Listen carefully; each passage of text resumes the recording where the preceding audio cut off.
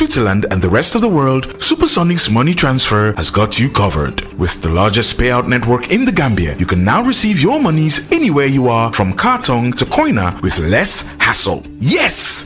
You can receive monies from your family and friends in UK, Europe, USA, Canada, Switzerland, and the rest of the world with our safe, secure, fast, and convenient service that offers you the largest selection of payout locations in the Gambia. Supersonics Money Transfer. We are currently in 34 African countries and counting, giving you quality money remittance services that are second to none. Visit the Google Play Store or the Apple Store today to download the Supersonics Money Transfer app and enjoy excellent money transfer services only with Supersonics.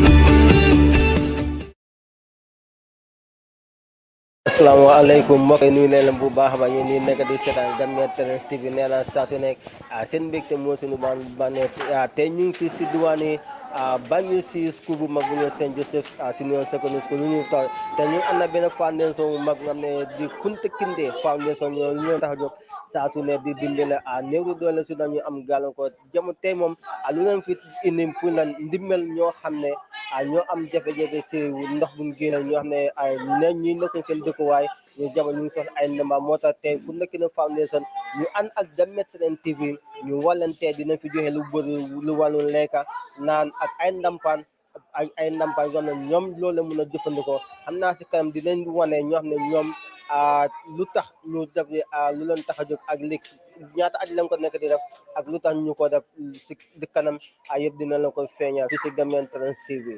nga waxee ñu ñoo nekk di members of Kunta Kinteh Foundation nee naan tey lu leen fi indi mooy pour lan pour dimbali ñoo xam ne ñoo am gàllankoor si ndox buñ génn ni si victime tey lu ngeen gis ni comme lu ma ne ko ndox yi bokk nañ si ay lekk ak naan yu si demee ndàmpaay moo tax lu ma la wax saa su nekk ñoom lu leen tax a jóg mooy dimbale askan bi ñoo xam ne seen loxo si jotu seen garab comme tey di ngeen gis lu bëri loo xam ne dinañ ko fi daal di joxe te askan bi ñoom dinañ ko gis seen boppa. And I want to welcome you all, Kunta Kinteh Foundation and my colleagues here. We are very glad receiving you here today. Though it's a sad event, but we are glad to receive you here. Thank you very much. And on behalf of the president of the Kunta Kinteh Foundation, Kunta Kinteh Foundation is a newly born foundation, and it is based here in the Gambia and also in the US. But the roots of the foundation is all the way from Jufure, as you all know about roots Kunta Kinteh. So that's our family. So a member of our family who is now based in the US, Mr. Lamin Jatta, is the founder and also the president of the foundation. So we are here on his behalf. He heard about the natural disaster that has happened in Banjul. And Banjul is one of the towns that he was educated. He was living on this very street here, going to school. So when he heard about it, he felt very sad. And one of the reasons of the Kunta Kinteh Foundation is humanitarian. We want to support our people. We want to be with our people in terms of sadness, in terms of happiness. We want to struggle for freedom still. We still want to keep on fighting. As you know, Kunta Kinteh has fight for humanity. He fought for the freedom of the rest of the people he was captured together with. So that is one of the reasons of this foundation. So our aims and objectives is to develop our country, the motherland, to make sure that the Kunta Kinteh Day became a national day. As every year we celebrate the Kunta Kinteh Day on the 5th of July. We just recently did one of it. And we also want our MPs and our councillors, all of them, to fight that in Parliament to make sure that the Kunta Kinteh Day became a reality. So I am Lamin Sise, the PRO, but I'm also here with our able Secretary General, Mr. Sana Jaju. He's one of the senior members among us. And Mr. Yadanso is here. He's our auditor. Sidiki is here. He's an executive member. The T-shirts that you see on us is all printed by him. Mr. Saxi is here. He's our in-law and also the advisor and the technician of the foundation. So Keba is here. He's a volunteer and also an executive member. So he's also a very hard-working young person among us. So we are here today to distribute some water to the victims on behalf of the founder and the president, Lamin Jatta. And support is coming from his own pocket. It's not actually even from the coffers of the foundation. He realized that this is something that it has to be done for his people. So that's why we brought 50 packets of water, and we give 10 to the compound where he was going to school before, and also a packet of canned beefs. And also we have some relatives who, even our own relatives, are affected by the flooding. So we took some water for them also, and a box of corned beefs. So the rest of the water, which is 34 packets, because we were on the way, we feel very sad. People are asking us for water, so we definitely cannot stop them. We have to give them a packet. So that's why it's left with 34 and $5,000. So this is the little contribution that Lamin has for the victims, and also on behalf of not only him, but the Kunta Kinteh Foundation as well. So I will give it to our able secretary to hand it over to the council. Or you also have something to say. It's okay. All right, thank you very much. Assalamu alaikum to everybody. Like Lamin Sise said, he's our PRO. So we are here with 5,000 and some packets of water. It's not much, but at least it's a token of, for us to also do our own part. As you know, this is for all. We should all do whatever we can. So as he said, I will not say much. I will now give the $5,000 to that's the MP and that's the councillor. So to whom am I supposed to give it to? Is it the MP or the? Is it the ward councillor? For us to do the introduction. Okay. I want us to introduce ourselves to you. Yeah. So now, in the meantime, they will introduce themselves so that everyone will know who they are. Thank you. Thank you very much. By the way, assalamu alaikum to each and everyone present here. My name is Honorable Modul Amin Biba, the National Assembly member for Banjul North. I'm very sorry because I also had some other emergencies to take care of, because we started realizing that people are getting sick within the constituency. And today we already had 3 patients that we took to the hospital. So I have to lead the process and also engage the Ministry of Health. And currently we are working on mechanisms to see how best we can at least respond as quick as possible, which very soon I believe an ambulance will be deployed here with medical personnel that will be here with us to see that our people are safe, because it is unexpected. It is a disaster indeed, and this flash flood, to be honest, families are affected.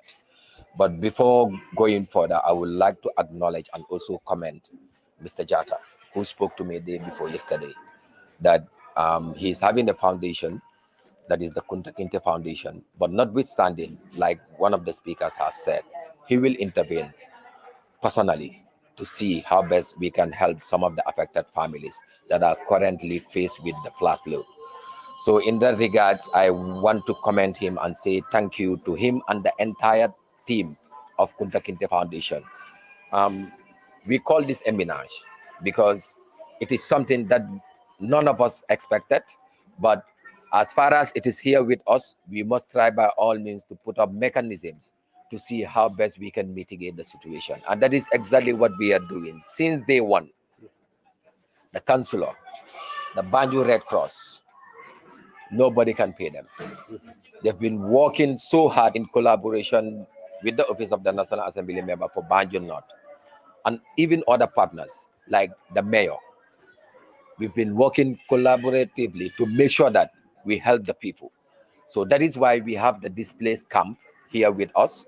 And currently, as I am talking, I believe Red Cross, if I am not wrong, we have over 230 people and more than 50 families that are here with us currently. And we are expecting more, because the fact of the matter is the water currently at the compounds is getting contaminated. It's already contaminated, and you will come to realize that the sewage water with the rainwater have already started mixing. So the color have changed and it has started smelling. So that is why people are getting sick.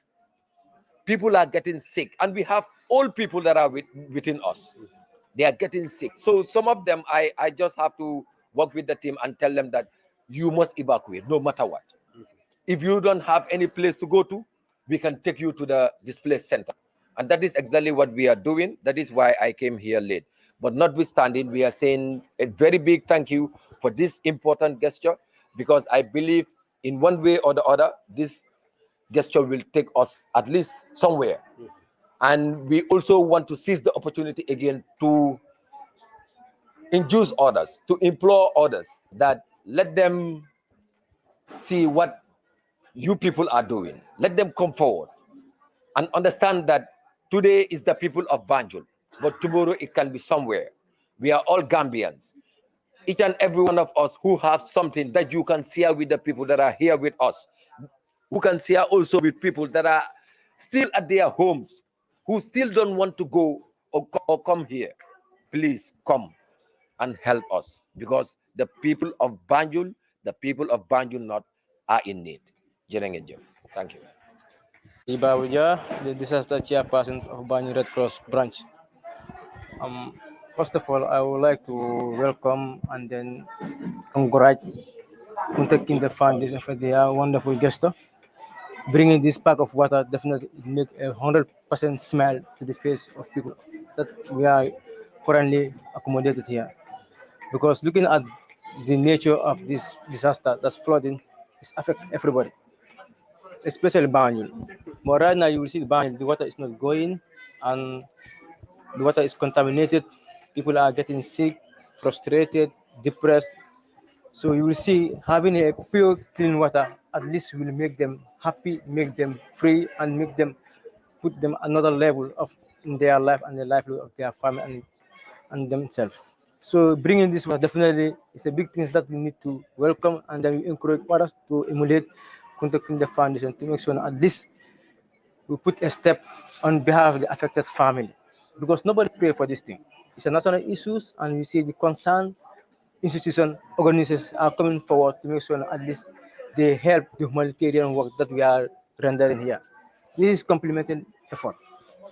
We, the Banyu Red Cross, through our main office since day one, we are making sure that at least we put a smile to the people of affected family.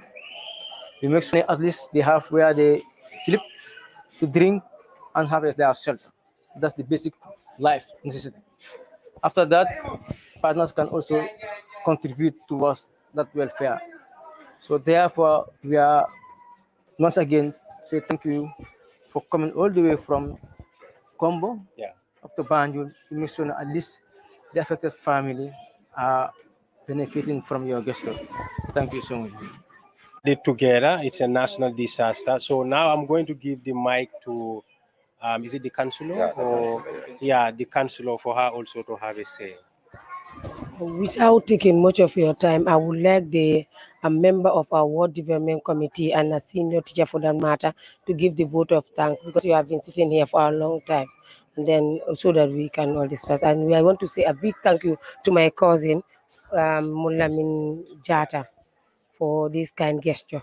Thank you very much, and thank you too, because you have done a lot. You have been sitting down here for a long time. Thank you very much. You all, good afternoon to the Kunta Kinteh Foundation. I am Mr. Kebe, head teacher St. Mary's School in Banjul, and a member of the Tobacco Road community. On behalf of the people of Tobacco Road and on behalf of the victims, I say thank you very much for this wonderful gesture, which will go a long way to help and alleviate the suffering of these people. Giving water is giving life.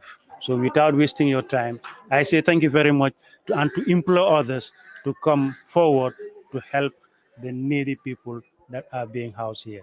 So thank you very much.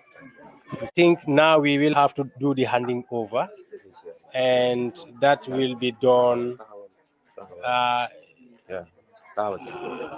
Okay. You can just hand it over to her. Yeah, I will also give it to our most senior member here, who is the advisor, and that's Mr. Saski. So Saski, you may come forward to do the handing over. Thank you. Thank you very much, Mr. Good afternoon. Just this is a token for what is happening, a talking, where our senior man, which is the founder of the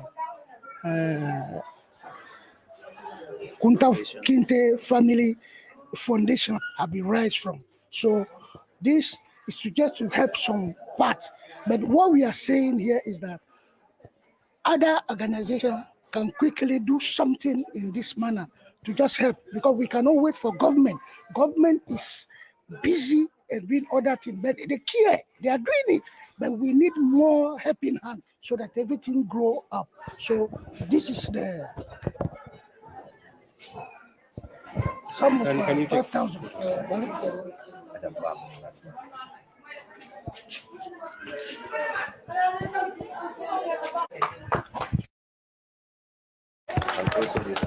is going on now? They are funded over the 5,000 and also the packets of water. There are altogether 50 packs of water, and $5,000 is also handed over.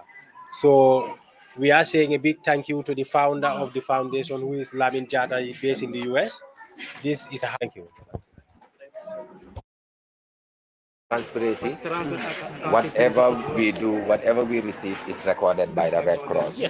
And even when it comes to management, they disburse. And at the end of the day, we want to have a very comprehensive report and see the way forward. Because it is something, like I said, we didn't expect, but we also want to at least introduce something that is different. As young people, we want to be very transparent to the public that anything that was brought here was put into good use, and this is exactly what we are doing. That is why the Red Cross is taking it up to make sure that in terms of managing anything that is coming here is recorded. So thank you very much. Thank you. mbokk yi comme nu ngeen ko déggee si kansula bi ak PR bi ak ñoom ne ñoo jiite foundation comme nu la ko waxee tey ñu ngi fi si diwaani Banjul si Son Joseph School ànd ak Kunta Kinteh foundation ñu joxe loo xam ne ñoo dem seen wàllu gaal lu mu war a joxe si ñu dima gis na ne jox nañ ay paqueti ndox yu toll juróom fukki paqueti ndox ñoo leen joxe ak juróomi junne dalasi bu ñu dañu ne mun nañ def lu ko ëppa waa li leen seen loxo tombe ñoom Kunta Kinteh foundation gis ngeen saa yu nekk lu ñu def ñu fi ak team Red Cross pour leen da nga ko record nga xam ne lu ñëw fi da nga ko record comme ni nga ko gisee moo tax ñu indi ndox bi di ndox bi lañ indi di juróom fukki paquet ak juróomi junne kon saa yu nekk nee na Kunta Kinteh foundation ñoom lu nekk def pour leen lu leen tax pour dimbale victime ni surtout ñu am gàllankoor si ndox buñ génn nii nee na saa xam naa su yàgg dina am waxtaan ak PR ak the members of the foundation. fi ñu fi si diwaane Banjul si Son gis tey ñu fi am councilor moo tax dina am moo honorable councilor moo tax dina am moo wax salaam ko honorable. Yes, maaleykum salaam sëñ bi. Man la honorable Modou Lamine Ba, di National Assembly member Banjul North fii. waaw councilor tey lu si sa tànk fii. Man maa ngi fi depuis bu mbiri yëpp commencé mooy samedi si guddi towards dimanche si suba 3 am laa commencé di receive call si daanaka suma nit yi ñu ma dëkkal ñu ma wane seen néeg yi instead of mu seena ndox baa ngi ñëw di dugga seen biir néeg yi. So immediately Sila called the CEO of Banjul City Council, understanding that they are the custodian of the city. Unfortunately, munuma ko am te understand na tamit it was very late. But suma xel may ma rek ne harama call mayor tamit, even though nekkut around, let me just call her and put her in the picture. So bala ko callé alhamdulillah moom mu nekk ko xam ne always soo ko callé daf leen mun a am. Sila ko explain the situation. But bala ko explain the situation bi, that very moment ma gis num feel in a sense that musuma ko gis si mom. She was so devastated that very moment. So notwithstanding, what we will do is immediately dina try ma set nakala pegini immediately. Why my only issue is flight. Why dina work out to make sure that dina fa neka as soon as possible. Why sibil lolu tamit call all the relevant stakeholders nga engage them, more especially sa team bi. You make sure the first thing in the morning you reach out to the people, and that is exactly what we did. I called the councillors, ma ñëwaat ñoom ak suma team bi ñu dem si grand bi ñu gis ne the ring canal is not functioning because it was full to its capacity, so it wasn't functioning. So eventually lolu la fa wane ne ndox bi amul fu mu dem, so foog mu dugga si biir këri nit yi. So eventually as we go on during the day ñu gis ne nit yaa ngi jëna get devastated because ndox baa ngi jëna dugga seen kër yi. So yàlla def am Red Cross, we are the only people that called my attention.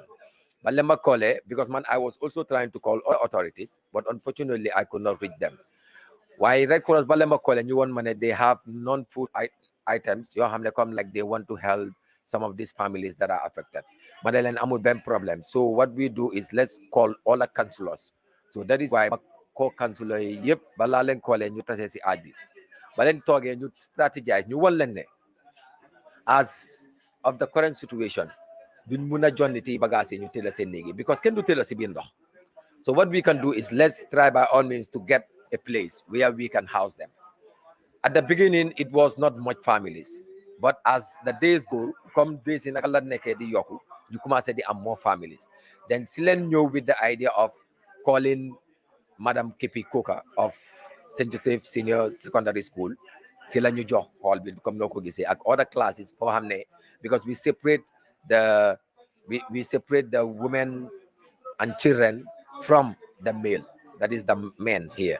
So lolu tamit ñu ko def because of in any display camp noonu leen ko leen doxalee according to Red Cross. So noonu leen commencé that night, that is Sunday night bi ma waxatee mayo mu ne ma ne nii first thing in the morning dinaa make sure ne through my initiative Rohey Malick Lowe Women and Girls Empowerment Initiative dinaa disburse $30,000 yi pour ngeen jënd food items ngeen mun a jox gaay lu ñoo lekka. So lii mu nekkoon tamit lu mu def councilor bi mu receive ko on behalf of the team here and mu dem def lu mu war a def yëpp as far as the needful is concerned pour make sure ne jënd neen food provision yoo xam ne moom la ñoo mun a use fii pour dimbale ñoo xam ne ñoo fi nekka. The saddest part is fii soo ko bàyyee xel as I am talking to you we have over 230 people and over 50 families and da ngaa gis ne tamit ñu ngi fi am i jigéeni biir ñu ngi fi am i paa yu màgget ñu ngi fi am i mère ñu ngi fi am sax xale yi yaa ngi understand am nañ fi ñoo xam ne tamit des asthma patients.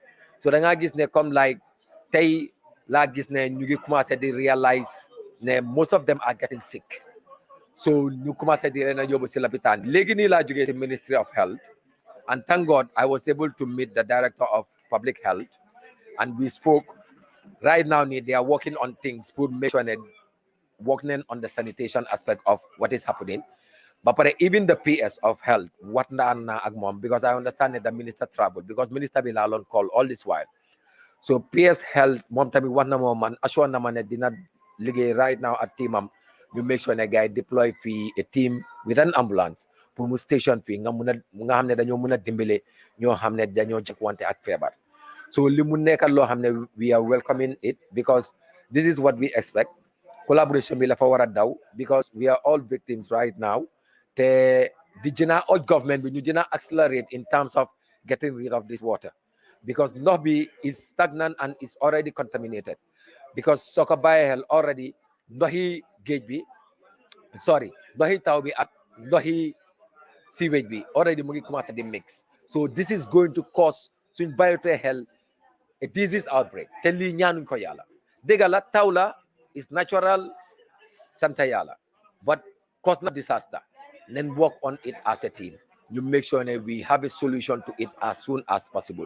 You said naka ñoo mëna def jërë ngeen jëf. Okay, ñu xool naka honorable na yow naka nga gisee taxawaay Kunta Kinteh Foundation na lii bu ñu xew ba léegi na Kunta Kinteh Foundation ñoom dañoo fi jot a ñëw wala am na yeneen foundation yu fi ñëw. Am na ñu fi ñëw comme nu ma ko waxee rek mayor bi si boppam yónnee na 30,000 gis nañ fi gis nañ fi a team from Banjul Padul ñoo tamit ñëw nañ fi man suma office we have done a lot.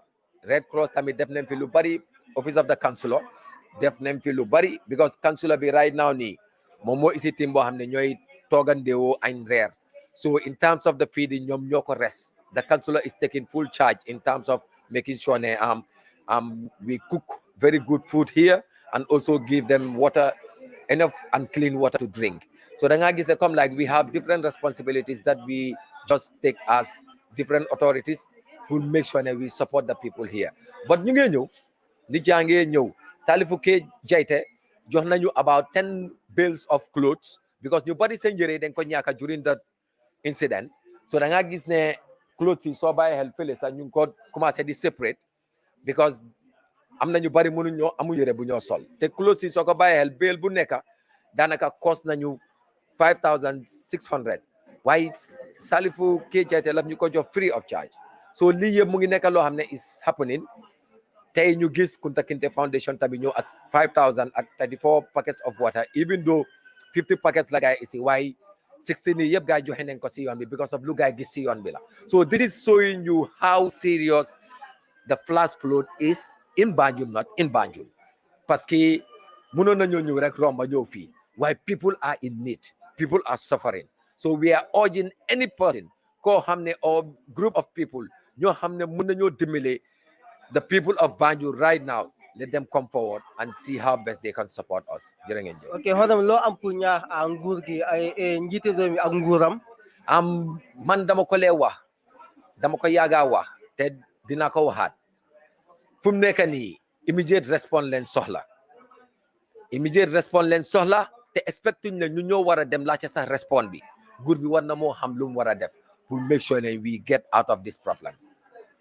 The one of the things you might recommend mooy then try to relocate the people that are living within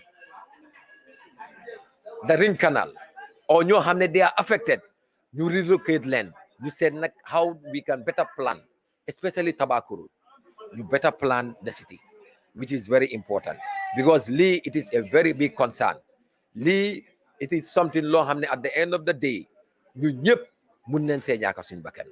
So ñu ngi ñaan nguur bi ñu taxaw si bu baax def the needful pour make sure ne we mitigate the situation.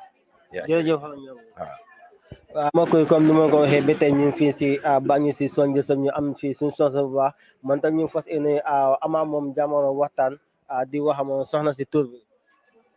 Bintu SMJ te kansulo Kampamawo. kuy kansulo yow lu la fi indi ak lu sa taxawaay fii.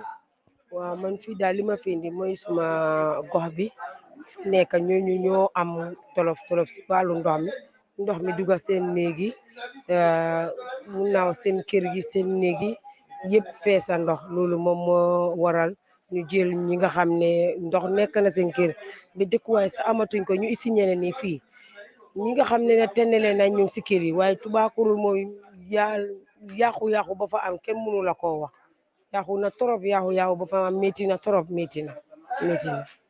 Kansulo si gàttal bu li xew ba léegi ñu fi nekk na jëngeen am na ñoom ne am nañ si trop waaye si wàllum wér gi yaram si ndox bi fan yii yëpp. lii kañ xanaa nga ne bokk na leen lim du jee fii ñi fi am tolof sax moo gën a bari nga gis pa yoo xam ne seen health condition bi ko li fi nut ñëpp a ngi nekk si ndox mi. du diabetes du high blood ba pare nga xalaat ne waterborne disease yi sax da nga gis ne ndox mi sax mun na koo joxe fi ñi ni feebar yokk ci feebar njobooti ñu ngi nekk xale yi boo duggee si ndox mi tey ñi nga xam ne ñu ngi feebar ñeneen ñi ñu ngi leen isi fii ñeneen ñi mënuñ leen a isi yëpp dafa métti lii kañ kenn mënu naa métti waaye bi fi mu toll foo ko natt rek ëpp na fa te li ñoo ragal léegi sax ndox mi léegi jaxasoo na léegi ñu ngi ragal ne ndox mi kër yi mu yàqa waaye wérgu yaram bi tamit léegi boori wérgu yaram bi tax ragal nañ ci fi mu toll nii maa di moom mbéy fula daal mbe bota min kono ja dimital Tubaakurol min latanka dimita bakele mbe duwa danira mol bulu ani mbe mol bulu danira simbo momo min se molu ma koy miliyalon ko nyim fenko lati abalala bata lati to le kan makoro makari sa soto nonoro manjutu mola lami jata nak insana wala mbari mbe duwa lay abe dami ale kayra kayeje abe minyino ale ya sone yandayeje ala do dula ngajele Kunta Kinteh Foundation no dula ngajele alama ale beju ilo lal okay nkai honorable nkai ko lady council ibe mune fole nkai ko banko nyatan ko anala masakundai banko nyatan ko nala masakunda dimbaya be muitalti ndo bi momo be niji kan Gambia kono itele matela dimbayat ntole mbay mala dimbayat oto ntolbe mako ro jikila momo bulo atele mo folo timba jikila mimbul do moli akatalde me folo wole nata janga bulu fengo nata Banjul padul ni bul fengonat ani mo kilinki on ba mo nyo kansulo li beni bul fengonat kandu ko jang nte ba fula baraka ban gambi banyunun kol es ye min kata jang sembe o sembe na jang salifu jeyte nyon ibe nyim fo baloto la tele fengo fen nata jang yen sanaw jela min nafe oton to ba fula mole min katanye ya baraka saka ni mol ba kata saka bawti fon atele mun be nyaati bi atele mun be la alfati be mbulotiri nay aya makoy pour dolte bari minute be batari bi tubakuro suuti je min man bata tubakuro suuti je tiñaro manke miye mbe damin ten suuti je yalo nyute ka fo disaster ta ay record ta ay ala data fenke bari data nyi bata la nyaadi ko be la faka minute float soto no wolbe float soto kan wo data be ta no la nyaadi nte ka fo min no andu wolen tubakuro sa bele affecta tubakuro bele affecta be dame Okay, muna kuma labang ate.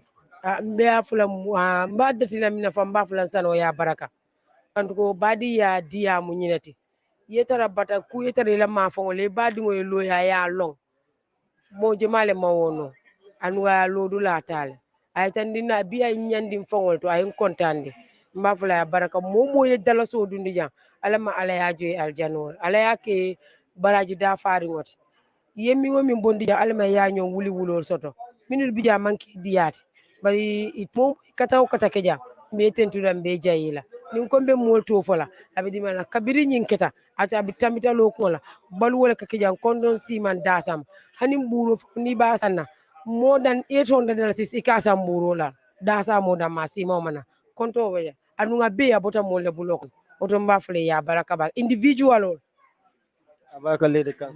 baraka ba Mi ayafo nyami hanika mbale banyo komi kafo nyami salif ke jete ate fanan ay nyimbalo ton nyaade fumi yanko ay kodiya ko soto nka ko ila dum fegon min tinyata wala dina salif ke jete fanan ay nyenati puike mol ma ko mi yanko a wole fanan mantoro soto ni jiyo kono surtout do biye ila dum fegol ima soto komi ayamu kuma ko da ko non nyami wala ta salif ke jete ay nyate comme mbokk numa ko haysi sote kunyu salif ke jete moom tey moo indi bolo bi pour dimbale ñoo xam ne victime ñoo xam ne seen yére yi yaaxul amutoon lu ñu sol moo tax moom Salif Keita moom mu indi bolo bi pour lan moom tamit mu dimbale victime nga gis lu am lu ñu sol comme lu ñu di Kunta Kinteh Foundation ñoom ñoo indi ndox bi di juróom fukki paquet ndox ak juróomi junne comme ni ko mais te dina waxtaane some of the members ñoo xam ne ñoo fi nekk ñu wax si turi foundation ak ñoom ni naka la ñëwee si ñoom bañ taxawal lii ñu ngi am fii di PRO of the Kunta Kinteh Foundation PRO nuyu naa sa tur ak sa sant. Lamin Cissé man maa tudda Lamin Cissé the PRO of the Kunta Kinteh Foundation. ok Lamin Cissé Kunta Kinteh Foundation ban at lañ ko establish. Kunta Kinteh Foundation bi ñu ngi ko establish 2014 suñ benn cousin la man suma nephew la ñu ngi ko wax Lamin Jatta so moom moom mu ngi dëkk America so bu mu fa demee mu realize ne turi Kunta Kinteh daanaka Kunta Kinteh di whole aduna bi yëpp a ko xam waaye turam mu ngi dee suñ affaire aada yi ñu ngi dee so si la come up with the xalaat ne pour ñu form foundation boo xam ne dina indiwaat turam dina indiwaat suñ aada suñ cosaan ak pour ñu form foundation boo xam ne dinañ mën a dimbale suñ dëkka Jufure Albreda ak opinion yi yëpp pour naka la ñoo luñ mën a def pour gis ne region boobu mu dem ci kanam so loolu tax ñu indi Kunta Kinteh Foundation from 2014 waaye foundation bi mu ngi effective 2 years ago 2014 ñu ngi woon ci process bi at boobu la start waaye 2 years ago lañ ko start effectively ñu start di celebrate Kunta Kinteh Day every 5th July last one bi ñu ngi ko celebrate lu yàggu on the 5th of last July waaw. ok gis nañ te ñoo ngeen bañu fi pour dimbale victime si wàllum ndox mi lu si mel 50 paquet ak juróomi junne lii nag ku ko xalaat ak naka la ñëwee si yéen.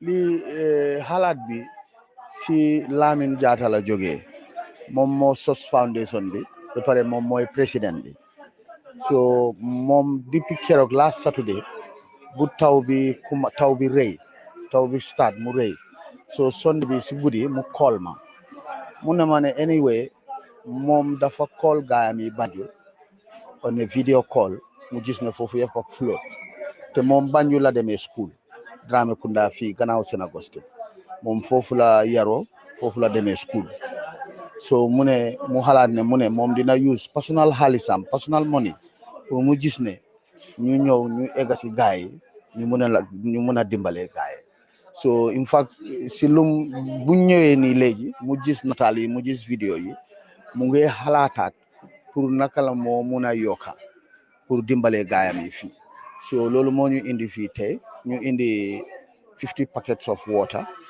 ak $5,000 so 15 packets of water yi dañ ko distribute si biir dëkk bi 35 bi ñu indi ko si victim center bi fii because ñi fi dëkka they have nowhere to go amuñ benn fu ñoo dëdda am na ñoo xam ne fii sax si kaw ay basang la ñoo tëdda te ndox problème la si ñoom because ndox buy jógee si sokowe yi dafa mix ak sewage bi already léegi so ndox boobu mu ngi feebarloo nit ñi sax so moo tax ñu gis ne dafa important pour ñu indi leen ndox so loolu moo ñu fi indi tey léegi bu flood bi xew bi léegi si weekend bi fii moo nekk seen first place bu ngeen ñoo dimbale wala jóg ngeen round Tobacco yëpp fii first thing lu ñu def mooy dañ ñëwoon fii pour ñu xool luy problème bi fii exactly so after bu ñu gisee problème bi si lañ get back to him moom mu ñëw initiative bi ne nañ leen may tuuti xaalis ba pare ñu indi leen ndox because ndox dafa important si doomi aadama waaye depuis flood bi starté fii mooy the first thing waaye ñun suñ boppa ñun we are a foundation in the US ak Jufure so we have sent messages to all our people even ñoo xam ne they are members of the foundation we send messages to them if anybody has a problem at home because of the flood because of the rain you come up to our group platform and explain yourself then definitely the president and the founder will reach to you in any small way to support you. So while we thank God no member of our foundation members are affected, so tomorrow we are going to Jufre, to the village, to see whether they are also affected and then see what we can do for them. Lamon sa last word lo am puy askan ñu la seetaan and the government ak foundation bi naka ngeen koy taxaw ba gën a taxaw nit ñi.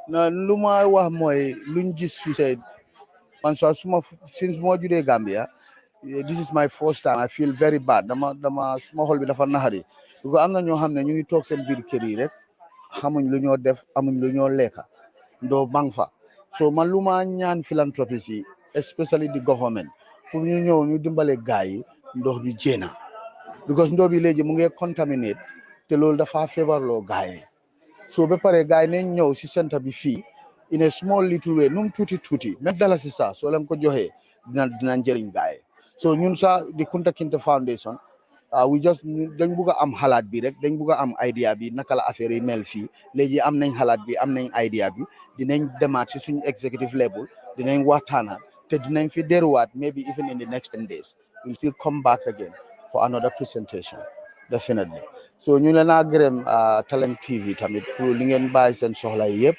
ngeen ñëw nekkaa ñun fii yéen a ngi toog am patient so we really thank you for that and we really appreciate that.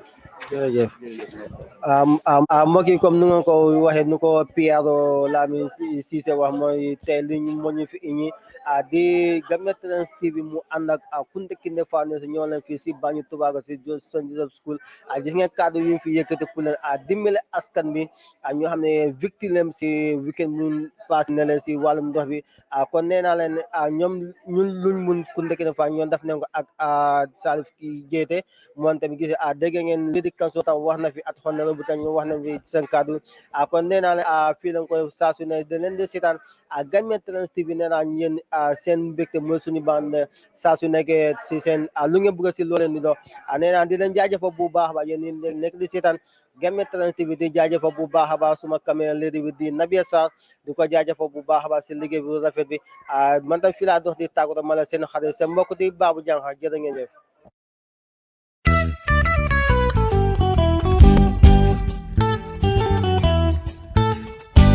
nit ku baax dafa yombul boo ko amee danga koy kañ soo ko kañul kan ngay kañ te kañ ngay kañ góor ci juddu la ci deret lay daw te ci jikko lay feeñoo góor ci juddu la man daal de tippoo naa la man Abdou Guité Seck maa ngi seetaan Gambian Talent TV di wax suma soppe yépp nañ koy seetaan bu baax ndaxte yëf yi doy na waar saf na sàpp macha allah. Vaccine, vaccine, vaccine. They all get vaccinated. Millions of people around the world don't get this vaccine here. Coronavirus not something we do. It not sabi race, it not sabi gender, it not sabi tribe. It don't kill thousands of Africans around the world because it not been get cure. But the good news now, it don't get vaccine. Coronavirus not all man in business. So tell you people that way you like. On a member say, we all not safe till we all unsafe.